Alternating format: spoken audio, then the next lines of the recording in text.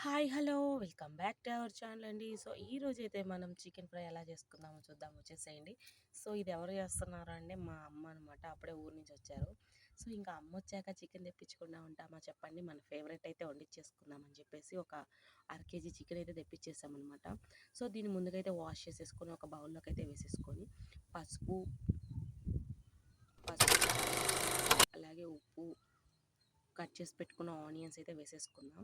So, మీరు ఇంతేనా? మీకు ఇష్టమైన కర్రీ ఏదైనా ఉంటే మీ మమ్మీ వచ్చినప్పుడు వండించుకుంటున్నారా మీరు కూడా? సో, ఇంకా ఫైనల్‌గా అయితే మా మమ్మీ చికెన్ ఫ్రై అయితే చాలా బాగా చేస్తారనమాట. సో, చాలా డేస్ అయిపోయింది తిని కూడా. ఇంకా సరే అని చెప్పేసి చేపిచ్చేసాను.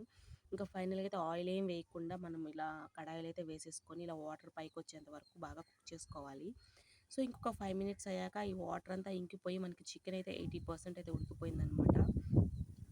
సో, ఇప్పుడు దీన్నైతే మనం ఒక బౌల్‌లోకి అయితే ట్రాన్స్‌ఫర్ చేసుకుందాం.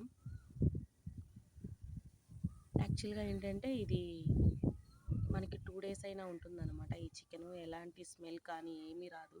టేస్ట్ అయితే చాలా బాగుంటుంది. మనకి ఎగ్జాక్ట్‌గా చికెన్ పికిల్ ఎలా ఉంటుందో సో, అలాగే ఉంటదనమాట. ఇదైతే మా మమ్మీ చాలా బాగా చేస్తారనమాట.